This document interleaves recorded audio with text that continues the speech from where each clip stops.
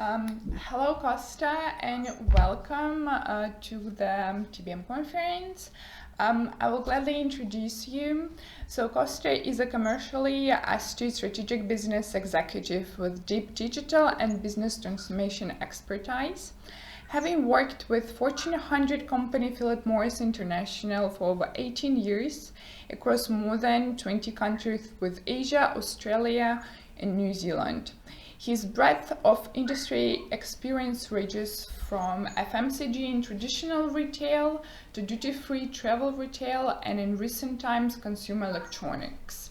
Having held several senior leadership roles at both market level and regional headquarters, combined with playing key roles in global transformation projects, Kosta has been a driving force in successfully delivering digital enablement via CRM, engagement, and e-commerce platforms in some 15 plus markets, ranging from developing to developed countries.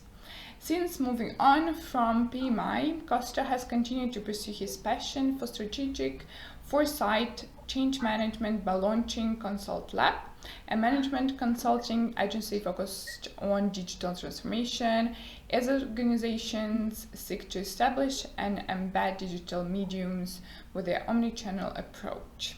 His customer-centric approach and ability to deliver successful value propositions via highly engaged teams has seen him constantly drive exceptional customer experience that translate into exceeding key business metrics. So Kosta, with our interview, we start with comparing and contrasting regulation in real and digital world, and then we moved for the opportunities for the regulated industries in the digital sphere. So we start with the first question. In your opinion, how does regulation differ across jurisdictions and products? Excellent.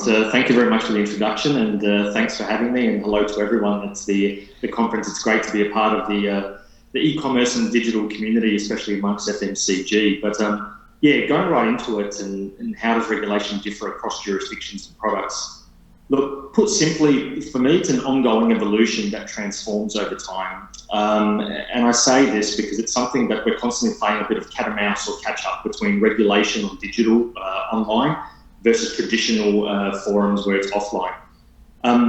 What I would say here, and some of my learnings across my experience, would be that flexibility is a key, as regulation is simply going to be continuous.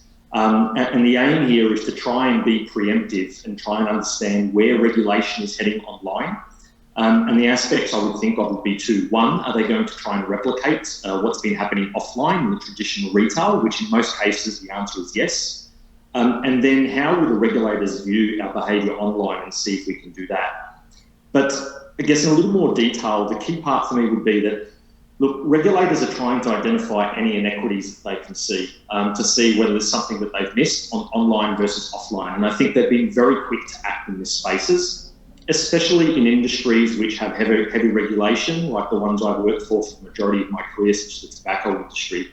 But I think the other aspect from an opportunity point of view is that in cases where you do identify opportunities, where you still have avenues open to you on digital that you don't, if you like, on offline mediums, you need to be what I would call cautiously optimistic. And that's where you see the opportunity, I think you need to take it, but not dive in at the risk of sort of, scaring off the regulators and not being responsible in that space.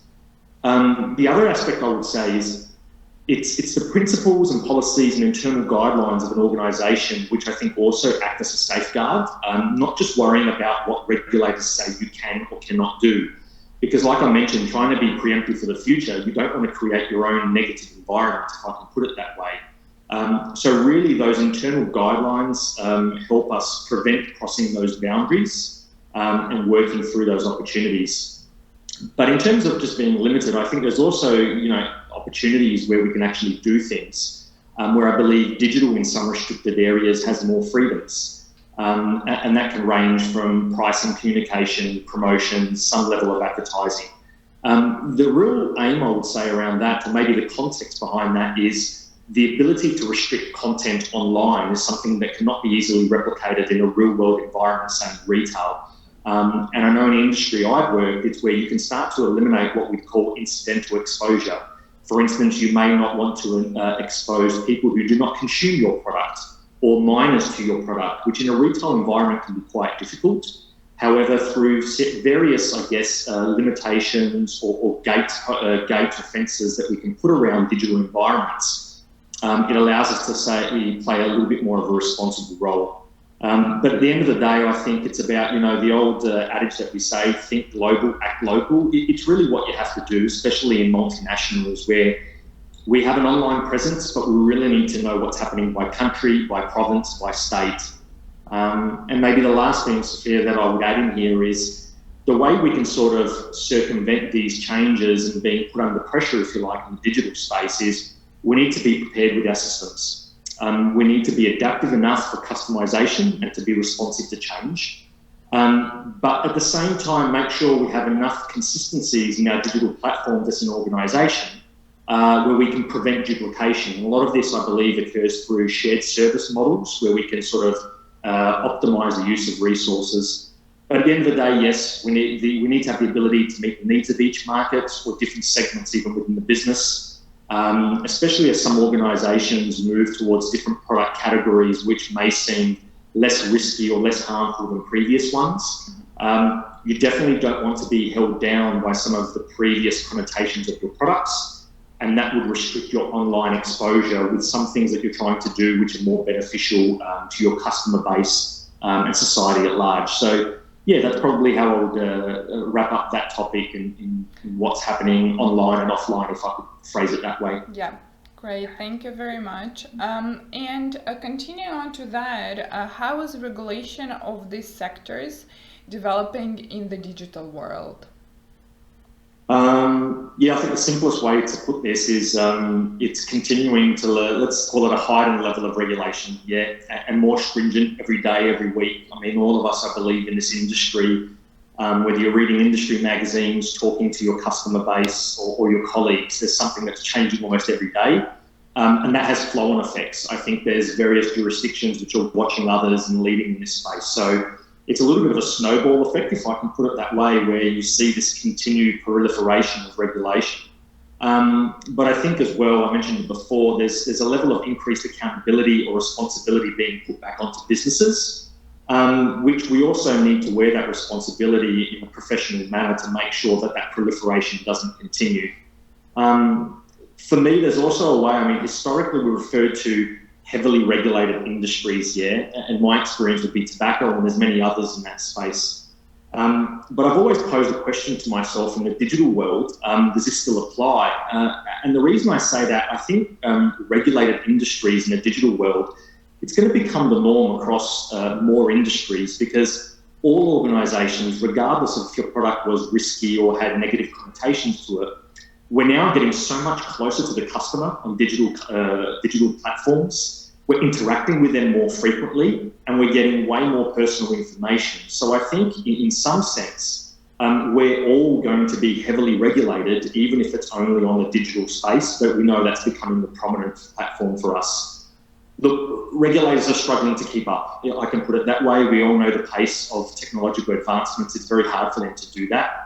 One thing we have to be mindful of, and I think in our conversations with regulators, is that they can take a very broad brush approach, try and take it and sort of hit it on the head with a hammer straight away without knowing actually what's going to play out, and put that in place as an interim solution until they catch up.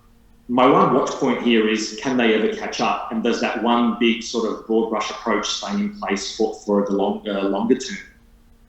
And that's really where I think there's a key role for us to play in organisations, especially within the functions of communications, regulatory or corporate affairs in our industries. Historically, I know, having worked at Philip Morris, that we're very well versed in talking about our product and our services and how to mitigate these regulations. And now what we need to start doing is moving away from just our product or services, but playing a key role on digital regulation and how that affects us more.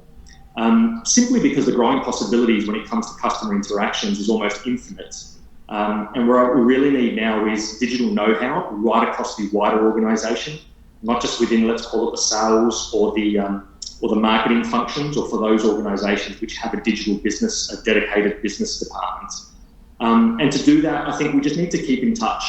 And I mean, keep in touch with the feel of what's happening in the public arena, what's happening with the regulator sentiment, and what's the general feel in this space.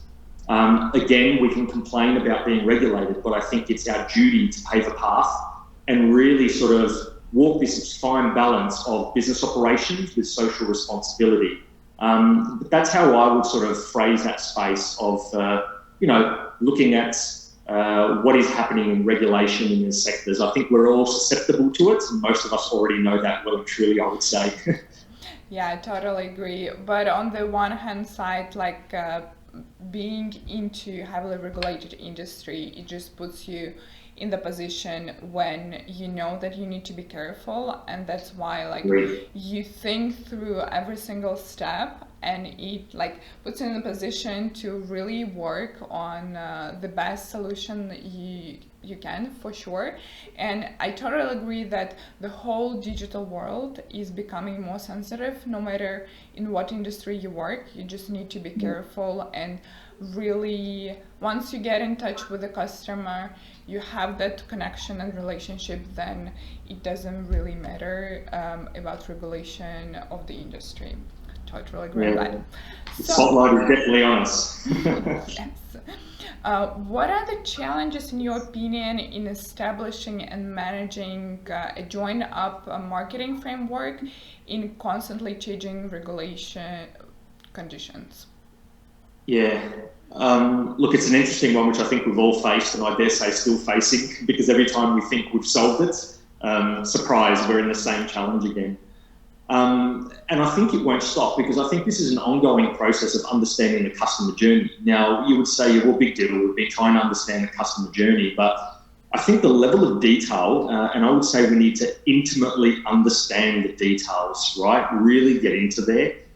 Is where it's at. So that's how we can actually work around regulation, or with regulation as well, to get this sort of joined marketing framework together where we're all moving towards the one outcome, if you like. The other part, I would say, the challenge we really need to overcome in doing this, as we look for more detail, surprise, we have more data.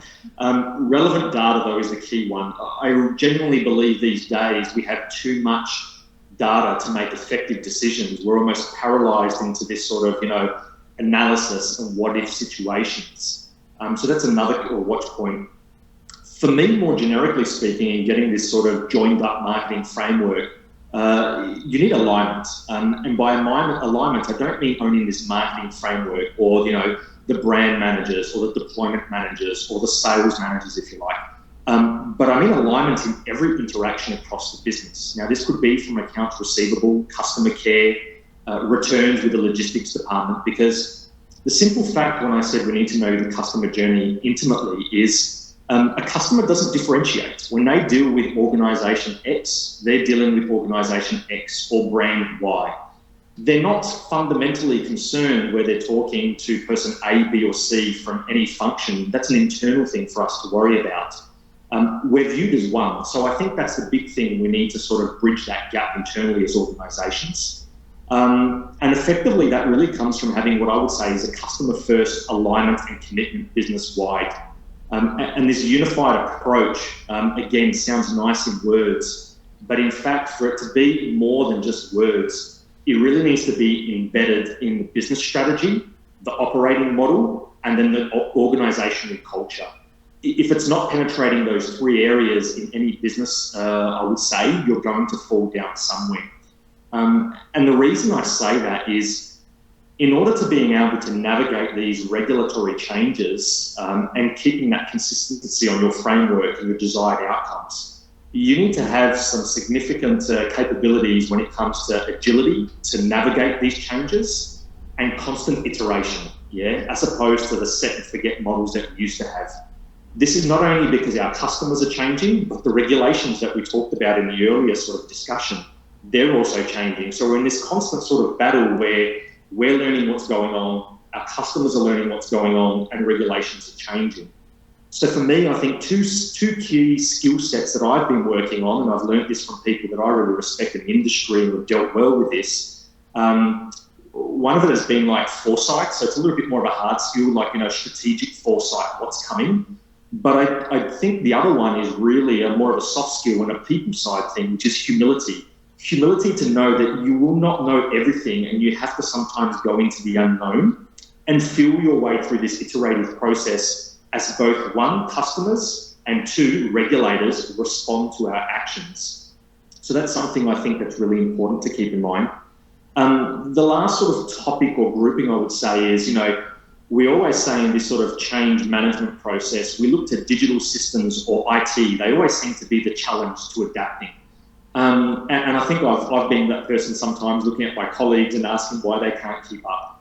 But I think, especially sales and marketing departments need to take a look at ourselves as well and say, in today's day and age, we're in a very mature, let's call it digital ecosystem, where either one, the capabilities exist, or two, the capabilities are possible if we invest or deploy them.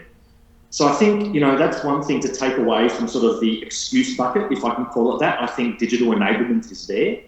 The next part would really be, I think, the real challenge for me, and I sort of touched upon it before, it's change management. And by change management, I mean people.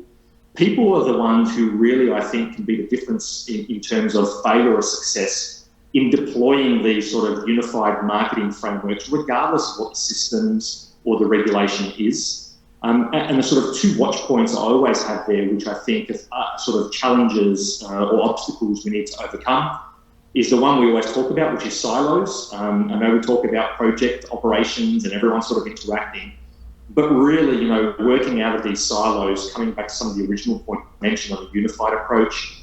And the other one I think is a watch point is, people, and I'm one of them that's been in industries for a very long time, like to do things sometimes the way they used to be. And that breeds itself into a culture of risk adversity. And I think risk adversity really comes to the fore and is magnified when we talk about regulation, because usually it's not just volume or share, there can also be legal implications, and we really become scared of that space. So I think that would be the key topics that I would consider, and I think in this space of how do we navigate regulation and this sort of consistent or linked marketing framework. Very interesting perspective. What in your view are the threats and opportunities relating to developing digital technologies and regulatory demands? Yeah, it's look, I'll be honest, this topic is something I've been investigating myself recently because it's something that I'm definitely not an expert on. But I think, again, we have to have the humility to explore areas which we believe can have an impact on our business. But put simply, for me, technology is ever improving, in this space. I mean, not anywhere. And I think fundamentally, a lot of this has been driven by more countries owning or developing their own national digital ID programs or sort of software and technology, because we're always, I think, in the business world, leveraging existing platforms where we know they've already been sort of health checked, if you like, by government authorities. But it's interesting, in sort of my exploration of this topic, it's estimated that there's more than 1 billion people right now, mostly in developing markets, that lack any form of ID at all. Yeah. So that's not to say, the other 6.5 billion people we can't work with, but there's a significant way to go there in development in this space, especially in some of the large, more populous countries, which are growing at a rate of knots very much in digital enablement platforms. And there's many more than this 1 billion people where the IDs they have, either one, are just not suited to the digital age, or two, the way they're sort of, put forward or what they have actually puts their privacy at risk, which is a big question mark that sits around digital IDs. It goes into my next point, which when I'm exploring the space, I think about even my personal experience, is what's the trust around data security these days and personal privacy? I still think it's a significant barrier to some. Where you have to do it, I think people will opt in. But where it's a decision and you have another option, I still think people are cautiously evaluating this space, and I think the other one, we need to always think of contextually what's happening in the world around us. And look, without going into the topics of what we've all been experiencing around the globe for the last 2 years, I think it's fair to say there's some heightened hesitancy around this space. So it's something that I think organisations do need to explore, but navigate carefully. But without being, hesitant and challenges and all doom and gloom, I think it's a really good space to offer some real good upside. And one of the opportunities I know personally that I've explored before and applied in business is a lot of the know your customer requirements and understanding how we explore them. Digital identification is forming a really good opportunity when we look at sort of what's referred to as chain of trust verification and understanding who are we dealing with, who are they dealing with, and how are they interacting with us, especially when you start to overlay digital IDs with blockchain, simple blockchain technology, which can really start to show, you know, verified records of what's been occurring between who, when, and where. And a more simple example, if I can utilise, is things such as industries which do have regulation and the sort of, you know, around age restriction. It's one that I experienced for a long time, you know, 18 plus or 21 plus regulations, depending on the market. It's a really good tool, actually, through digital mediums to protect both us as businesses or organisations and the end user of our products, because we get to screen engagement activities, purchase or usage behaviours, and even deliveries when we have, you know, authority to leave. Can we leave, you know, alcohol or tobacco or those types of products just at a house where a child is there when it's not responsible? So I think there's spaces in here which they serve very practical operational spaces. It's something that I look forward to exploring more. It's probably the sort of, let's call it non-sexy side of the digital enablement. So it's something that I think myself and maybe my colleagues, I look forward to learning and exploring more as we move forward in the future. That's interesting. And coming to your previous points, I think in that case, data that we have and the quality of the data that we have, plus this high level of misinformation that is going on, especially online, if we work on like these both sides, I think we can increase the capabilities of the technologies and digital ID technologies in order to make it work. Yeah, definitely. I definitely agree. It's all the context is key, I think, of what's playing out. But I do think as people realise the positive outcomes and they feel the level of comforts, just like once upon a time, we were very uncomfortable about putting our credit card details onto a website and hoping that something turns up. I think we need to navigate those sort of challenges again, but I see some upside where we're heading. Okay, great. It was very interesting part beginning. We will move on to the opportunities and talk about that. So where do you see the greatest opportunities for regulated sectors in the digital world? Yeah, for me, I find this quite easily because I feel that I've been doing this for a very long time, and it's the simple way I put it is focusing on where it counts. Regulated industries have done this very well prior to the emergence of digital. I use the analogy that sometimes you're fighting with one arm behind your back and you see that as a detractor or something that's not fair. You know, I've always said that, you know, when there's limited options or there's sort of no choice, you are forced into focusing on what's important, but not just to us, the customers, what's their needs and what's their wants. And I think it's something that we need to be very mindful of as we move into the digital world, and all of a sudden the world is your oyster. There's opportunities everywhere. Trying to keep that focus on where it counts is one of the big challenges.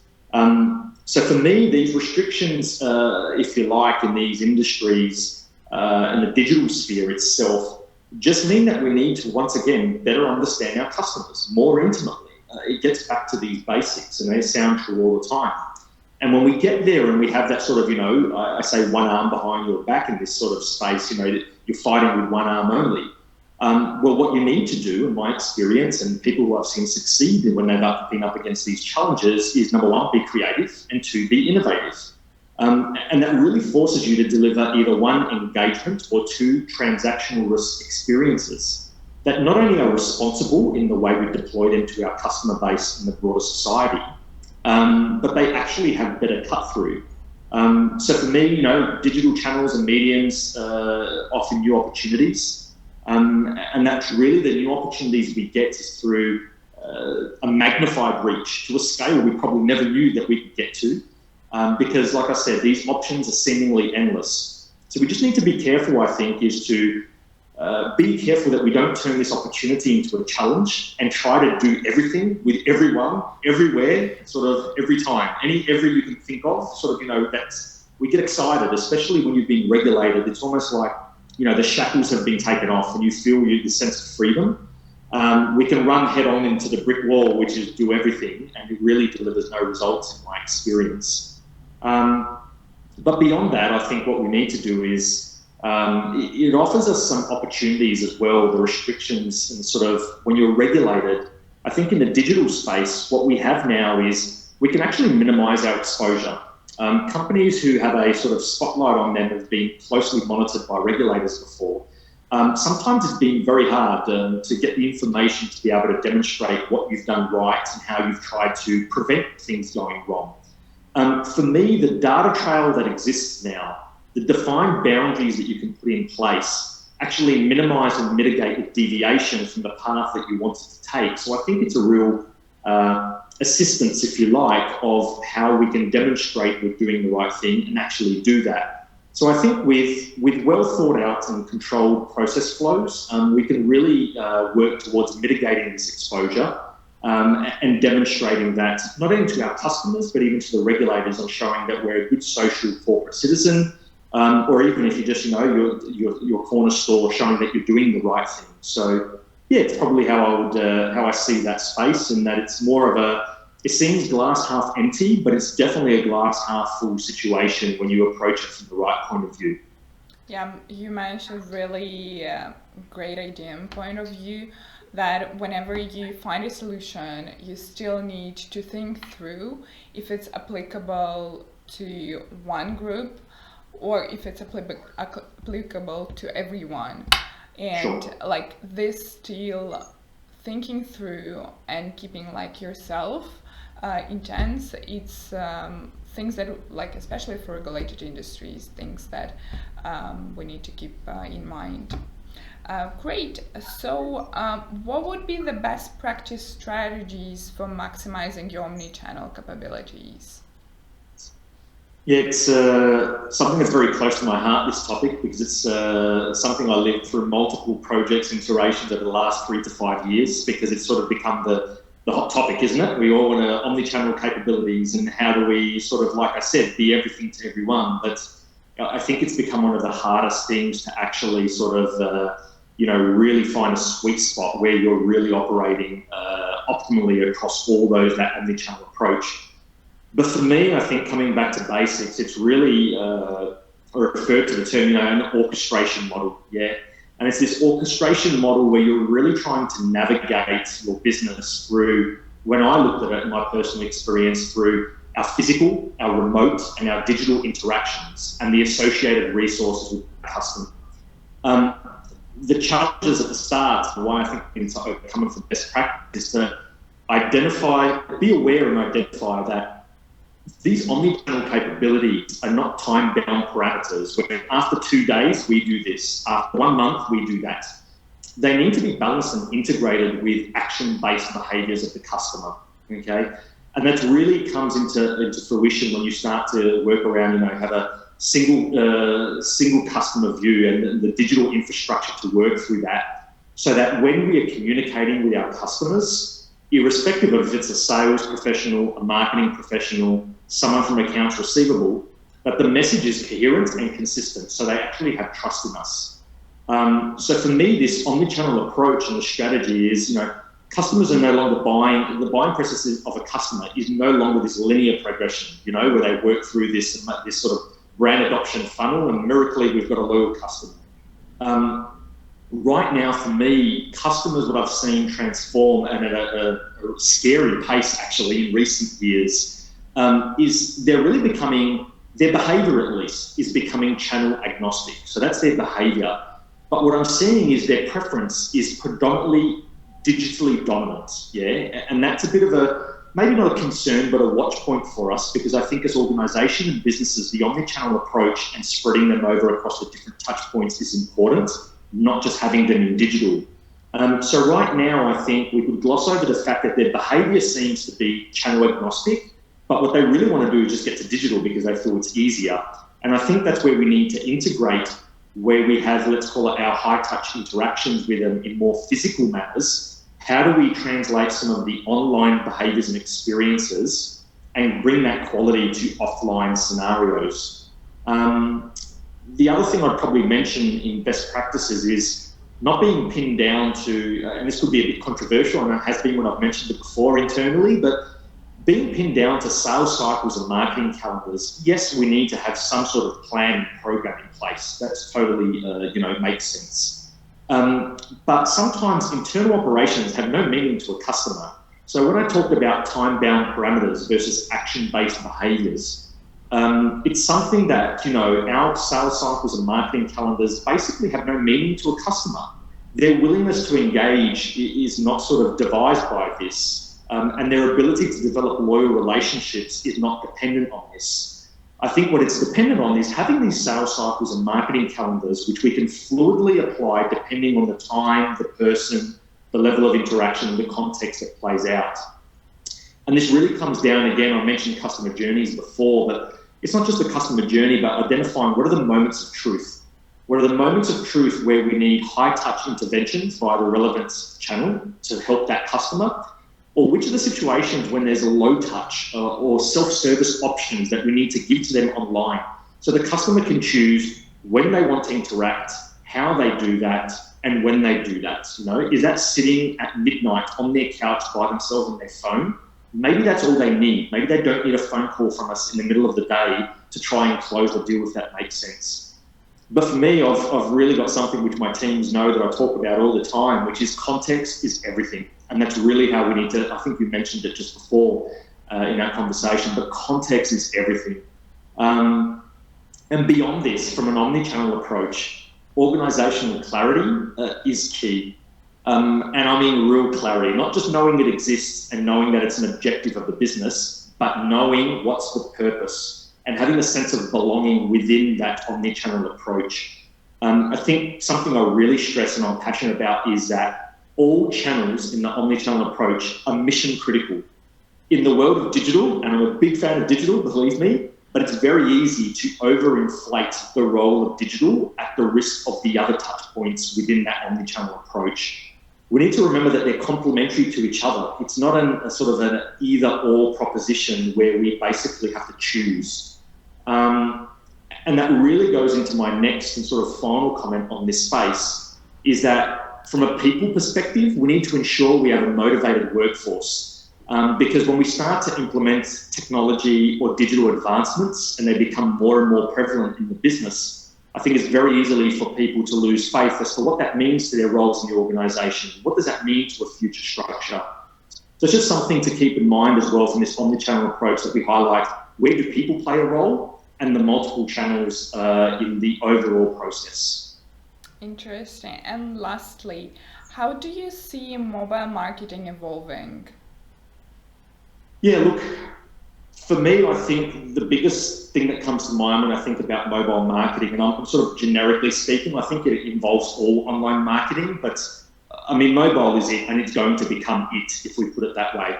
But relevancy is literally in the hands of the customer, yeah? Are you going to be relevant or not? The other day I was reading an industry sort of write-up, I can't remember who it is, but the quote that I took away from that one is, if your presence doesn't add value, your absence won't make a difference. So if your presence doesn't add value, your absence won't make a difference. And I thought, wow, how much does that crystallize there, that if I'm telling people something in mobile marketing and it really doesn't add value, they wouldn't even care if I said nothing. In fact, I would even go further to say that if we say something, it actually upsets them and causes a bit of it becomes a detractor rather than an attractor to the organisation. So going a step further, I mean, personalisation has always been key in mobile marketing because it's really the immediacy of the engagement. It's in your hand, it's in your pocket, there it is, it's happening. So standard push notifications, mass SMS campaigns, generic in-app communications, to be blunt, they just won't cut it anymore. It just won't work. Especially these days, and I sort of wasn't a fan of this, but I found myself using it a lot, but with mobile device features sort of limiting our access to users. I mean, in my Apple iPhone, I love my focus button now and I block out the world.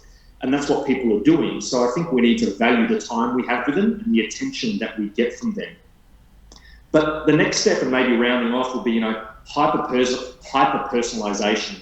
That's the big differentiator. The workload on this is immense, but I think the real aspect from this is the effective use of AI and data to make sure it's timely, personable, actionable, will really lead us to better outcomes in predictive marketing, tailor-made contextual content, and real-time customer care. But this is where an AI-driven approach can even go further and really give us some more accurate attribution analysis, because I think most marketers use reporting rather than true attribution to understand what's going on. And then maybe the last part I would say on this is companies were really being in this mobile marketing space are being confronted with two key challenges, I would say. One is adapting to stricter privacy regulations, which are really forcing companies to rebuild our sort of data strategies and still offer personalized experiences. And the other one is evolving our sort of tech stack, if you like, to deliver quality engagement. And this will really mean, the last point I'd say is reducing our reliance on third-party data. I mean, we can say goodbye to cookies, right? Third-party cookies that are coming. We need to leverage things like customer data platforms and really embrace our access to quality, I'd say accurate and compliant first-party data. So that's really the round-off, I would say, as to how we can look at mobile marketing in the future. Okay, perfect. I have last question from me. Sure. If we're talking about regulated industry, what, in your opinion, one thing, what makes that like company unique?